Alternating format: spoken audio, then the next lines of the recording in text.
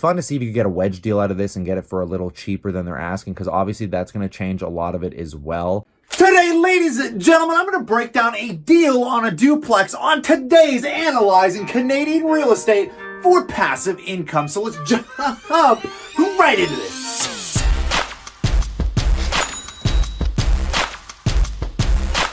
Welcome back, passive income investors alike. Today, I actually found a duplex an hour outside of Toronto because I've listened to your comments, and a lot of you were saying, oh, well, you're only looking in the Toronto area. You're only looking like Vancouver, where real estate's really expensive. The deals don't change much on the lower end. So we're moving an hour out of the city, gonna break down a deal that actually exists today, and let's see if the numbers actually make sense. So come on, guys, let's check this out.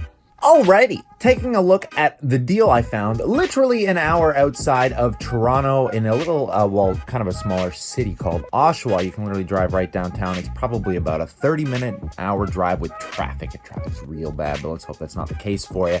But this deal that I found is probably one of the better deals. I was actually pretty pleased with how the numbers turned out, which I'm going to go over completely, but let's just quickly take a breakdown of this property I found. So this is a legal duplex with a walkout basement on a ravine lot. Buys a duplex or really nice bungalow main floor with 2 bedrooms, Hollywood floors, and a large kitchen. Lower levels has been renovated and is gorgeous. Laminate flooring, gas fireplace in the living room, 2-bedroom living room with a walkout to a patio and a yard. A lower level will be vacant October 31st. Main floor tenant pays $1,270 a month to month. Owner pays utilities. Basement could be approximately $1,400 to $1,450.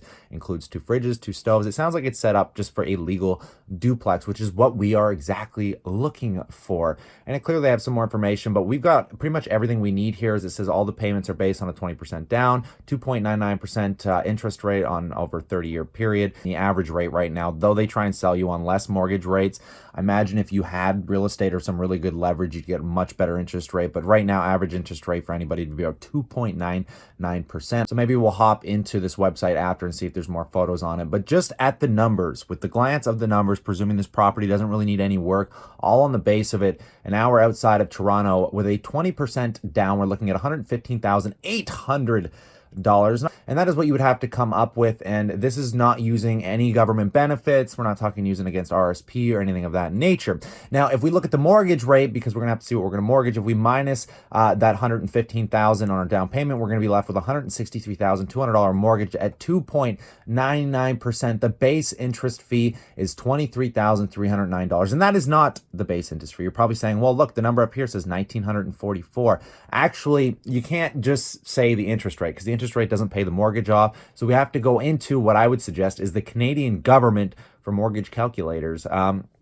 Much better, I think, than using any other calculator, because essentially these guys actually, you're not going to really steer you wrong on exactly what's going on. So I try and use this as a base always, because it's straight from the Canadian government. And with this average mortgage rate on a 30-year term paid monthly, we get our full number breakdown here coming up to $1,942 a month on that term. And we can see how much interest we're going to pay over the lifetime of this. But the goal is to find a cash flowing property that will be paying for itself. Obviously, that's what we're all in this game for. So if we take those numbers, guys, before we can fully finish them up, we obviously got to look at the property tax rate for the Oshawa region is roughly $2,731, but we ain't done yet. We also have to include basically tenant insurance, and then on top of that, basic homeowners insurance against whatever the heck's act of God nature, God knows what else. And I've only taken all the base numbers to achieve this. And if we add all of these together, and again, this isn't including, like, obviously you might have to do some snow shoveling, some grass cutting. I don't know if you're going to be wanting to do that or not, but there's always extra costs associated that most realtors, the smart realtors, always pump in an extra $50, $75 a month just to help include whatever cost might come up for just base annoying things. Which brings us to, with those base fees, $27,572, basically to what it's going to take to cover the mortgage, your basic insurance, and if you're renting it, obviously your tenant insurance and your property taxes. So, I mean, that's not all that bad considering we're actually paying for the mortgage before we touch anything else. But obviously if a toilet breaks, we want to be able to cover that. So before we continue too far, let's take a look at our full rental income. I basically added up if we were able to rent the basement as well at that $1,400 a month, not $1,450. Let's just take it at a base fee. That would give us $32,040 a year, which isn't really that bad at all. So that gives us a disposable income after we've paid those basic fees, which I guarantee you there's something missing here. There's always a little more. But if we were to just take this as a baseline, we're looking at $4,467.84 of income that is spendable. So that's if the toilet breaks, if something needs fixing. I mean, that's what this is money's going to be used for. Or hopefully it stays in your pocket, which you're going to be able to spend, invest, or start saving up for another property. This is how you basically get passive income through real estate. We take that as a percentage, guys, on our down payment of $115,800. We are making 3.86%, and this does not include like closing cost, realtor cost, any of that other stuff in between that would be calculated. This is just with these base flat numbers. So you do have to give it a good, I'm going to say almost a 0.5 to a 1% rate difference, depending on if this property needs work. Because if this property needs work, this number is going to go up a lot. And without government programs, because even with government programs and drawing against your RRSP, you still have to refund those accounts or pay the government back. So it doesn't really matter that they're helping you in the beginning. It might make it easier, but at the end of the day, you still have to add that into your payments, because at some point those numbers have to get returned. So just with that understanding, guys, is this worth buying? Is this property worth the deal? Well, honestly, it's not bad, because now not only are you paying the mortgage, but you're still making enough to cover some basic fees and maybe, help put some own food on your table. But let's see if we can take a look at this house and see what the renos look like. It'd be fun to see if you could get a wedge deal out of this and get it for a little cheaper than they're asking, because obviously that's going to change a lot of it as well. And this is a pretty nice house overall. I mean, take a look at it. They've done a pretty decent job. It looks like it's set up to be a properly functioning duplex. Actually looks really, really nice. Or even perhaps start using it as an Airbnb. How much is, let's take, what do we got for square footage here? We're gonna see how much square footage this property is. It's pretty much the same listing that they've got posted there. What are we looking at? Maintenance, nothing. Obviously, we still haven't calculated in the utilities and stuff, because it says the owner pays the utilities, so you would have to wipe that out of that fee as well. It's another thing I forgot to mention, so I mean that's kind of annoying as well. So then we'd have to figure out what those are, which would eat into our basic passive income. Now, a lot of you are looking at this and probably thinking this is an amazing deal. Like, this would literally you be owning a house that somebody else would be paying for while putting a little money in your pocket. But I think when we start calculating in all those extra fees, guys, once we figure out what the utilities and stuff are, and God knows what else that might come up, I mean, you could pretty much easily slap on an extra, $120 a month minimum, which would take out another $1,200 of this income. So let's just knock $1,000 out just to be safe, because let's be real with those. I don't know what the utilities are, but I guarantee you they're not going to be terrible. Either way, we're going to probably make about an average of a 3% return. Now, the dilemma I have when I look at properties like this, and my own personal opinion on it, is this seems pretty incredible, because like I said, you're going to get to own an actual equity. You're going to have, a $400,000 mortgage that you're going to be leaning against this property, so long, not playing any speculative value here, so long as that property stays at base value over the next 5 to 10 years. I mean, you're going to be able to probably build some decent equity in that home, which you could draw against at some point to maybe buy another investment piece of property. But for me personally, just because I am in the rat race still, the only number I like paying attention to is this number right here. And the debate that I constantly have with myself is this amount of headache worth, and again, in the beginning, I don't think you're going to even be getting close to a 3% return, just because of the closing costs, figuring out what those utilities are, all that extra stuff that you're going to calculate. And if there's some mild repairs or things that need to be done to the property, I mean, that stuff really is going to eat the living crap out of this percentage here in that first year or two.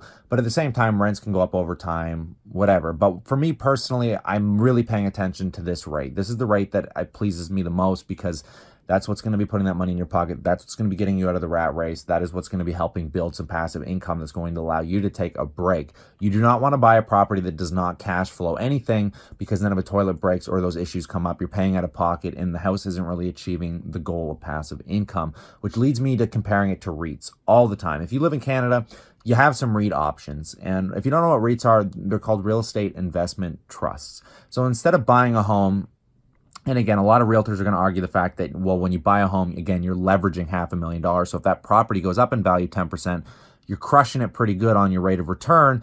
But at the same time, if you're buying it for cash flow, it could be quite variable, guys. And obviously, if the house goes in the other direction, say it drops 50,000, you don't want to have to worry about that because the cash flow is going to be sustaining the mortgage either way and putting money in your pocket. But at the same time, instead of leveraging all the bank's money, if you just took that 100,000 and say put it into something like Summit Industrial REIT, these REITs that have a really big upcoming right now in Canada, you could say that you are actually making a better rate of return, especially if you put this into something like a qualified account, like a TFSA or an RRSP. I mean, you're not going to really be paying any taxes on the income you're making on this, by the way. So without using that 100, if you take that 100 grand, you've already paid the tax on it, you're ready to put it into a piece of property. Maybe you could put it into something like this. Now, we could take a look at the dividends as well, guys. This guy has had somewhat of a pretty flat dividend. A lot of the REITs here don't increase dividends too much, but we have seen the dividends slowly increase over time. But with that equity rate of return in something like Summit Industrial, not that I'm saying to buy this, maybe we'll look at a couple other options, but literally your starting rate on 4.10%, guys, on 100,000 is